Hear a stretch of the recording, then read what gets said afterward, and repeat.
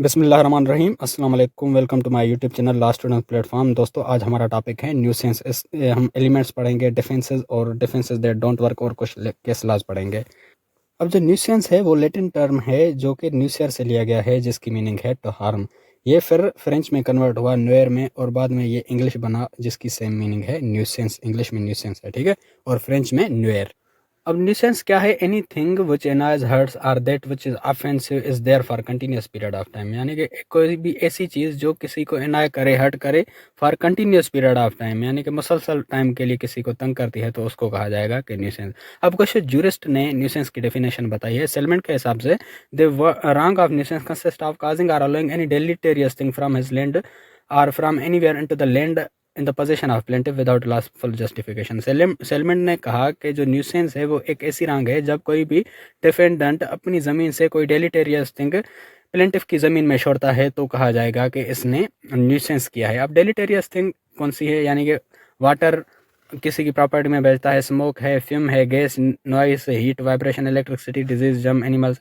यानी कि अगर वो बंदा अपने घर से या कहीं और से किसी और की प्रॉपर्टी में पानी को छोड़ता है, या उसकी साइड में फैक्ट्री है, उसका स्मोक आता है उसके घर में, या फ्यूम है, या गैस है, या वो मुसलसल टाइम के लिए जो है सांस चलाता है और उसका नॉइस उसके घर में आता है, या वो आग लगाता है कंटिन्यूस पीरियड ऑफ टाइम के लिए और उसकी जो हीट है वो मुसलसल टाइम के लिए उसके घर आती है, या फैक्ट्री की हीट उसके घर आती है, तो सेलमेंट ने ये डेफिनेशन बताई, तो ये न्यूसेंस है, ठीक है ना। पोलोक के हिसाब से nuisance is wrong done man by lawful disturbing him in the enjoyment of his property or exercise of a common right.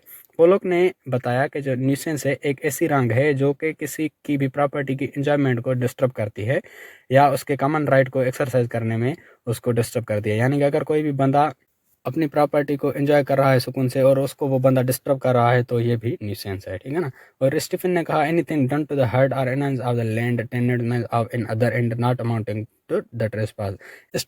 Stephen ने कहा कि अगर कोई भी बंदा किसी को भी उसके घर में या उसके ज़मीन में एनॉय करता है किसी भी तरीके से, जैसे मैंने आपको ऊपर बताया फिल्म वगैरह से, और वो ट्रेसपास नहीं होता, तो वो भी न्यूसेंस होगा। यानी कि न्यूसेंस और ट्रेसपास में ये फ़र्क है कि ट्रेसपास जो है डायरेक्ट इंटरफेरेंस होती है और न्यूसेंस जो है इनडायरेक्ट इंटरफेरेंस होती है। यानी कि जब ट्रेसपास नहीं हो, ट्रेसपास को हटा के जो इनडायरेक्ट इंटरफेरेंस हो, तो वो न्यूसेंस होगी, ठीक है।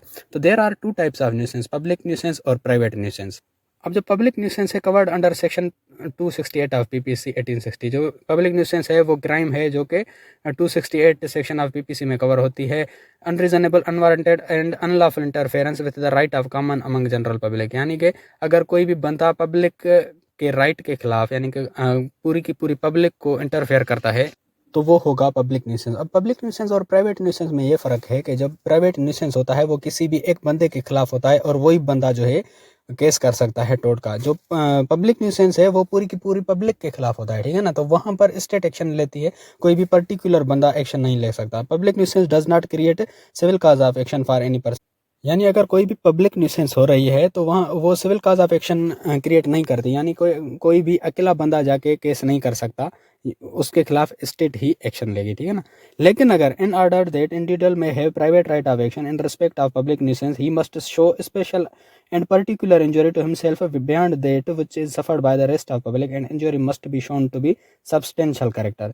यानी कि अगर कहीं पर पब्लिक न्यूसेंस हो रही है, सबको सब इंटरफेयर हो रहे हैं, सबको जो है मसला हो रहा है उस न्यूसेंस से, लेकिन कोई ऐसा बंदा है जिसको कुछ ज़्यादा ही डैमेज हुआ है, तो वो अपने स्पेशल और पर्टिकुलर डैमेजेस कोर्ट को दिखा के वो क्लेम कर सकता है और वो अपने डैमेजेस ले सकता है। तो कोर्ट है उसको प्राइवेट न्यूसेंस करके डैमेजेस लेके देगी। यहाँ पर एक केस ला है डॉक्टर रामराज सिंह वर्सेस बाबूलाल। इसमें क्या था कि बाबूलाल ने पाउडर मिल चालू की थी और उसकी जो डस्ट है वो सारा दिन जो है सारे शहर में घूमती थी, तो सारी पब्लिक डिस्टर्ब हो रही थी। तो जो डॉक्टर रामराज सिंह की जो क्लिनिक थी वहाँ पर उसके पेशेंट को ज़्यादा दिक्कत हो रही थी, ठीक है। तो उसको जो है ज़्यादा परेशानी हो रही थी, तो डॉक्टर रामराज सिंह ने बाबूलाल पे केस किया और उसने अपने स्पेशल डैमेजेस दिखाए कि मेरे जो है पेशेंट्स जो हैं एंजॉय हो रहे हैं इससे। तो कोर्ट ने उसको प्राइवेट न्यूसेंस करके उसको डैमेजेस लेके दिए। यानी कि थी तो वो पब्लिक न्यूसेंस, पर उसने जो है स्पेशल डैमेजेस दिखाए, तो उसको प्राइवेट न्यूसेंस करके कोर्ट ने उसको डैमेजेस लेके दिए और उसकी मिल बंद करवा दी, ठीक है। और दूसरा केसला है एसटी हेलन सिमेल्टिंको वर्सेस टिपिंग, जो 1865 में हैपन हुआ था। इसमें क्या हुआ था कि एक मैन्युफैक्चरिंग कंपनी थी और उसका फ्यूम आ रहा था, ठीक है ना। तो सारी पब्लिक में फ्यूम आ रहा था, एक बंदे के सारे प्लांट खराब हो गए और उसने अपने जो है डैमेजेस शो किए कोर्ट में कि मेरे सारे प्लांट्स खराब हो गए हैं। तो कोर्ट ने वो प्राइवेट न्यूसेंस करके उसको डैमेजेस लेके दिए। तो यहाँ पर ये था तो पब्लिक न्यूसेंस, पर उसने अपने स्पेशल डैमेजेस दिखाए, तो वो प्राइवेट न्यूसेंस करके कोर्ट ने उसको डैमेजेस लेके दिए। अब है private nuisance. Private nuisance covered under law of tort. जो प्राइवेट न्यूसेंस कवर होता है वो लॉ ऑफ टॉर्ट में कवर होता है, ठीक है ना। तो इसके जो असेंशियल्स हैं प्राइवेट न्यूसेंस के, पहला असेंशियल है plaintiff should have right to use और एंजॉय द प्रॉपर्टी। यानी कि जो प्लेंटिफ है, जो जिसने केस किया है न्यूसेंस का, वो प्रॉपर्टी उसकी होनी चाहिए, उसको राइट होना चाहिए उसके एंजॉय करने का, ठीक है। और दूसरा है defendant should be doing unreasonable use of property.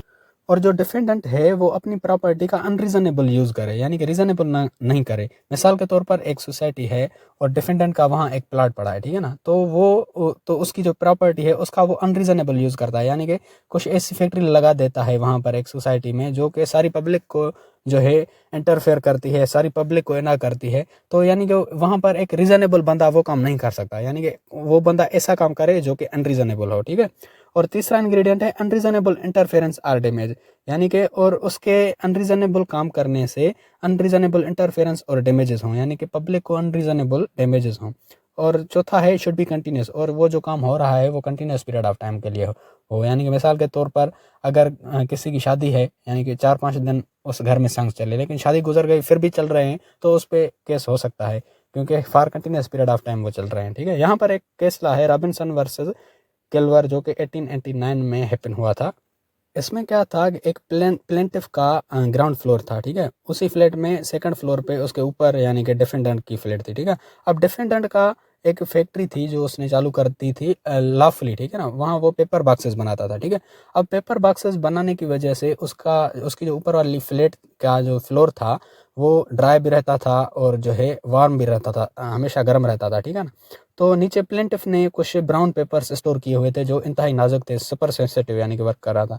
तो उसके वो पेपर्स प्लेंटिफ के डैमेज हो गए। उसने कोर्ट में जो है डिफेंडेंट के खिलाफ केस कर दिया कि इसकी जो गर्मी आ रही थी ऊपर से, उसकी वजह से मेरे ये पेपर ख़राब हो गए हैं।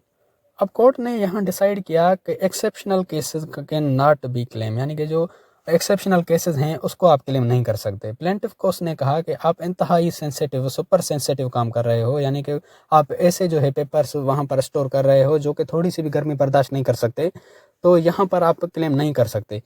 और जो ऊपर वो बंदा डिफेंडेंट पेपर बॉक्सेस की फैक्ट्री चला रहा है वो रीजनेबली काम कर रहा है, अनरीजनेबली नहीं कर रहा। और उसकी जो थोड़ी हीट आ रही है, इतनी भी हीट नहीं आ रही थी, ठीक है ना, थोड़ी हीट आ रही है, और उस थोड़ी हीट की वजह से आपके जो पेपर ख़राब हो गए, तो आप वो सुपर सेंसिटिव वर्क आप कर रहे हो, तो वो आप यहाँ क्लेम नहीं कर सकते। तो उसको जो है न्यूसेंस के लिए डिफेंडेंट को लायबल नहीं ठहराया गया, ठीक है। तो जो सुपर सेंसिटिव वर्क है, यानी कि कोई ऐसा काम, यानी कि अनरीजन, कोर्ट ने प्लेंटिफ को कहा कि आप जो है अनरीजनेबल काम कर रहे हो, क्योंकि ये आपका इंतहाई सेंसिटिव वर्क है, ये कोई आम बंदा नहीं कर सकता, यानी कि रीजनेबली प्रूडेंट का बंदा काम नहीं कर सकता, और ये इतनी गर्मी में बर्दाश्त नहीं कर सकते। और डिफेंडेंट जो है वो अपनी जो प्रॉपर्टी का अनरीजन, जो यहाँ पर सेकंड एसेंशियल है, defendant should be doing unreasonable use of property, और डिफेंडेंट यहाँ अनरीजनेबल यूज़ ऑफ प्रॉपर्टी नहीं कर रहा है, ठीक है ना। और तीसरा इंग्रेडिएंट है अनरीजनेबल इंटरफेरेंस आर डैमेजेस, और अनरीजनेबल इंटरफेयर या डैमेज भी नहीं हो रहा है, यानी कि वो थोड़ी सी गर्मी तो उस फैक्ट्री की वजह से आएगी ना, तो उस थोड़ी सी गर्मी की वजह से पेपर ख़राब होना, यानी कि प्लेंटिफ को उसने कहा कि आप यहाँ इंतहाई सेंसिटिव वर्क कर रहे हो। तो ये थे एसेंशियल्स प्राइवेट न्यूसेंस के। अब डिफेंसेस फॉर न्यूसेंस, पहला डिफेंस है prescription, a right to do an act which would otherwise be a private nuisance may be acquired by prescription, यानी कोई भी काम करने का आपका राइट हो, भले ही वो प्राइवेट न्यूसेंस जो है फैला रहा हो, भले ही उस काम से प्राइवेट न्यूसेंस हो। In Pakistan you get prescription at the expiration of 20 years, और पाकिस्तान में आपको प्रिस्क्रिप्शन राइट 20 साल के बाद मिलता है। यानी कि प्रिस्क्रिप्शन एक ऐसा राइट है जो कि भले ही आपका जो बिजनेस है उससे दूसरों को दूसरे इनाय हो रहे हैं, न्यूसेंस हो रही है, फिर भी वो आपका बंद नहीं हो सकता। अब मिसाल के तौर पर आपकी कोई ऐसी फैक्ट्री है, ठीक है, वो फैक्ट्री आप 20 साल तक के लिए चला रहे हो, यानी कि 20 साल आपको हो गए हैं, वो फैक्ट्री आप चला रहे हो विदाउट इंटरफेरेंस, यानी कि कोई भी बंदा आके आपको, किसी भी बंदे ने नहीं रोका, किसी ने भी आपके 20 साल तक केस नहीं किया कि आपकी फैक्ट्री की वजह से हम इनार हो रहे हैं। और 20 साल के बाद अगर कोई भी बंदा आता है और कहता है कि आपकी फैक्ट्री से धुआं आ रहा है, तो कोर्ट कहेगी कि ये 20 साल से कर रहा है, यानी कि ये आपका प्रिस्क्रिप्शन राइट हो जाता है। यानी कि अगर आपका जो है 20 साल तक पुराना बिजनेस है और वो 20 साल तक वो उससे स्मोक निकल रहा है, कोई भी इंटरफेयर नहीं हो रहा 20 साल तक, और उसके बाद अगर कोई भी इंटरफेयर उस फैक्ट्री की वजह से हो रहा है, तो कोर्ट भी आपको कुछ नहीं करेगी। ये डिफेंस है एक किस्म का, ठीक है ना। तो प्रिस्क्रिप्शन, आपको प्रिस्क्रिप्शन राइट मिल जाता है। और दूसरा डिफेंस है स्टेट्यूटरी अथॉरिटी, यानी कि अगर आपको गवर्नमेंट ने कोई ऐसा काम दे दिया है, यानी कि उसने आपको अथॉरिटी दे दी है फैक्ट्री चलाने की या कुछ भी, भले ही वो न्यूसेंस फैला रही हो, वो बंद नहीं हो सकती। ये भी दूसरा डिफेंस है। अब डिफेंसेस व्हिच डोंट वर्क, यानी कौन से डिफेंस आप कोर्ट में पेश नहीं कर सकते। अब पहला जो डिफेंस है जो काम नहीं करता, nuisance due to the act of others. Sometimes act of 2 or more persons acting independently of each other may constitute a nuisance although the act of one of them would not be so। अब मिसाल के तौर पर 2 या 2 से ज़्यादा बंदे nuisance फैला रहे हैं और उसमें आप भी शामिल हो, ठीक है, तो आपके खिलाफ किसी ने केस कर दिया न्यूसेंस का, ठीक है ना, तो वहाँ पर आप ये जो है डिफेंस नहीं दे सकते कि सिर्फ मैं नहीं था, ये भी थे, इनकी वजह से न्यूसेंस हुआ है। यानी कि आप कम आवाज़ कर रहे थे, वो ज़्यादा कर रहे थे और न्यूसेंस जो है क्रिएट हुआ, ठीक है ना, तो आपको पुलिस लेके गई, तो आप यहाँ वहाँ ये नहीं कह सकते कि जो है इनकी वजह से न्यूसेंस हुआ है। यहाँ पर एक केस है लैम्पटन वर्सेस मेलिश। यहाँ पर एक जो है क्लब में ये बाजा बजाते हैं पार्क में, ठीक है ना, और वहाँ पर न्यूसेंस क्रिएट हो जाता है। तो एक बंदा कहता है, यानी कि 2-3 बंदे जो है बाजा बजाते हैं और एक बहुत कम बजाता है, ठीक है ना, तीनों को पुलिस लेके जाती है। तो वो एक बंदा कोर्ट में कहता है कि मैंने जो है कम न्यूसेंस की है, मैंने वो ज़्यादा न्यूसेंस नहीं क्रिएट की। तो यहाँ पर आप ये डिफेंस नहीं दे सकते कि ये दूसरों की एक्ट की वजह से ये न्यूसेंस हुआ है। और दूसरा है public good. It is no defence that what is nuisance to a particular plaintiff is beneficial to the public in general, otherwise public utility undertaking could be held liable for the lawful interference with the right of individual। अब मिसाल के तौर पर आपने कोई nuisance create किया और court में आप ये डिफेंस नहीं दे सकते कि मैं जो है पब्लिक गुड के लिए ये कर रहा था। मिसाल के तौर पर आप जो है गरीबों में राशन बांट रहे हो, ठीक है, और किसी के घर के आगे आप बांट रहे हो राशन, तो वहाँ पर न्यूसेंस क्रिएट हो रहा है, यानी कि हुजूम इकट्ठा हो गया या नॉइस पॉल्यूशन हो गया, उसने आप पे केस कर दिया। तो आप कोर्ट में ये नहीं कह सकते कि मैं तो गरीबों को जो है राशन दे रहा था, ये पब्लिक गुड के लिए कर रहा था। ठीक है, आपने पब्लिक गुड के लिए किया, कोर्ट कहेगी, लेकिन आपने जो है वहाँ तो न्यूसेंस क्रिएट किया ना, तो ये आप डिफेंस नहीं दे सकते पब्लिक गुड का। और तीसरा है reasonable care. Use of reasonable care to prevent nuisance is no defence. यानी कि आपने अगर न्यूसेंस क्रिएट किया और आप कोर्ट में कहते हो कि मैंने तो रीजनेबल केयर का इस्तेमाल किया था फिर भी न्यूसेंस हो गया, तो रीजनेबल केयर का आप जो है वहाँ डिफेंस नहीं दे सकते। Plaintiff coming to nuisance. मिसाल के तौर पर आपकी फैक्ट्री है, ठीक है, पहले उस साइड में कोई बंदा रहता था, वो जगह बेच के चला गया, अब दूसरे बंदे ने वो जगह खरीद ली और उसके घर में अब आपकी फैक्ट्री का धुआं जा रहा है, तो उसने आप पे केस कर दिया। तो आप वहाँ पर ये डिफेंस नहीं दे सकते कि ये प्लेंटिफ खुद आया है न्यूसेंस की तरफ, इसने क्यों जो है आप ये डिफेंस नहीं दे सकते कि इसने ये जगह मेरी फैक्ट्री के साइड में क्यों खरीदी, पहले वाला बंदा तो हम पे केस नहीं कर सकता था। तो ये भी आप डिफेंस नहीं दे सकते। लेकिन अगर आपकी प्रिस्क्रिप्शन वाले मिसाल पे आते हैं, अगर आपकी जो है फैक्ट्री 20 साल पुरानी है, तो वो आप डिफेंस दे सकते हो प्रिस्क्रिप्शन का। लेकिन ये डिफेंस आप नहीं दे सकते कि ये प्लेंटिफ खुद न्यूसेंस की तरफ आया है, और उस बंदे को आप वो जगह खरीदने से भी नहीं रोक सकते। अब रेमेडीज़ फॉर न्यूसेंस। न्यूसेंस के लिए जो रेमेडीज़ हैं, पहली है डैमेजेज, यानी कि अगर आपका कोई भी नुकसान हुआ है तो कोर्ट आपको डैमेजेस लेके देगी। और दूसरी है इंजंक्शन, यानी कि injunction is a judicial order restraining a person from doing और कंटिन्यूइंग एन एक्ट। यानी कि इंजंक्शन एक ऐसा जुडिशियल ऑर्डर है जो कि कोर्ट निकालती है किसी भी बंदे को किसी भी बंदे का काम बंद करने के लिए और डिसकंटिन्यू करने के लिए। अब जो इंजंक्शन है वो टेम्पररी भी हो सकती है और परमानेंट भी हो सकती है। और तीसरी रेमेडी है अबेटमेंट ऑफ न्यूसेंस। मिसाल के तौर पर आपका घर है और आपकी साइड में एक और घर है और उसके घर में जो है पेड़ है और उसकी जो ब्रांचेस हैं, उसकी जो पेड़ की शाखें हैं वो आपके घर में आ रही हैं, तो आप न्यूसेंस हो रही है, तो आप वो खुद ही काट सकते हैं। आपने उसकी शाखें खुद ही काट दी तो ये अबेटमेंट ऑफ न्यूसेंस है। लेकिन अगर वो आप अपने घर से जो है उसकी शाखें नहीं काट सकते, तो आप यानी कि आपको उसको काटने के लिए उसके घर जाना पड़ेगा, तो आपको उससे इजाज़त लेनी चाहिए, उसको नोटिस देना चाहिए, और नोटिस देने के बाद आप वहाँ से जाके उससे जो है वो ब्रांचेस काट सकते हैं। लेकिन वहाँ पर अगर जाने की ज़रूरत नहीं है तो उसको बताए बगैर उसके जो है दरख्त की आप खुद ही वो शाखें काट सकते हैं। अब अबेटमेंट ऑफ न्यूसेंस यानी कि कोर्ट में जाने के बगैर ही आप इस न्यूसेंस को ख़त्म कर सकते हैं। या मिसाल के तौर पर अगर किसी भी बंदे के घर का पानी आपके घर में आ रहा है तो आप उसको बताए बगैर उसके घर का पानी बंद कर सकते हो, ठीक है ना। तो ये है अबेटमेंट ऑफ न्यूसेंस, ये तीसरी रेमेडी ये है। अब ट्रेसपास वर्सेस न्यूसेंस, ट्रेसपास और न्यूसेंस में क्या फ़र्क है, ठीक है ना। तो trespass is direct interference with the person's possession of the land and takes place through material object, it is prima facie actionable, that means there is no need to prove the damage in trespass. अब trespass जो है direct interference है person की property के साथ, ठीक है ना। और जो है पर्सन अगर खुद भी किसी के घर में दाखिल होता है या उसका कोई मटेरियल ऑब्जेक्ट किसी के घर में दाखिल होता है तो वो होगा ट्रेसपास। और ट्रेसपास को जो है प्रूव करने की ज़रूरत नहीं, यानी कि अगर किसी भी बंदे ने ट्रेसपास किया है तो आपको डैमेजेस शो करने की ज़रूरत नहीं है कोर्ट में, आपको ऐसे ही जो है डैमेजेस कोर्ट लेके देगी। मिसाल के तौर पर अगर कोई भी बंदा आपके घर में एंटर हुआ या उसने पत्थर फेंका तो ये ट्रेसपास है। अब भले ही आपका नुकसान नहीं हुआ हो, वहाँ आपको प्रूव करने की ज़रूरत नहीं, सिर्फ आप ये दिखाओगे कि इसने हमारे घर में ट्रेसपास किया है।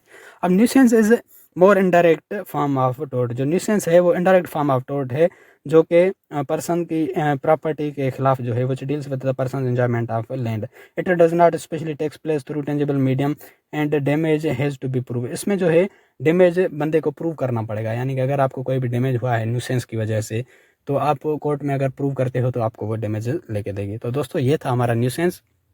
अगर आपको इसी टॉपिक के नोट्स चाहिए तो मैं लिंक डिस्क्रिप्शन में दे रहा हूँ, आपको उस पर क्लिक करके आप इसी टॉपिक के नोट्स डाउनलोड कर सकते हो। और अगर आपको लॉ ऑफ टोर्ट के दूसरे वीडियोस चाहिए तो मेरे चैनल की प्लेलिस्ट में जाएं, वहाँ आपको सारे वीडियोस मिल जाएंगे लॉ ऑफ टोर्ट के। अगर आपको लॉ के रिगार्डिंग किसी भी टॉपिक की वीडियो चाहिए तो वो टॉपिक लिख के साथ में लॉ स्टूडेंट्स प्लेटफॉर्म लिख के यूट्यूब पे सर्च करेंगे तो आपको सबसे पहले मेरी ही वीडियोस मिल जाएंगी, जिससे आप अपना इजीली कॉन्सेप्ट क्लियर कर सकते हैं।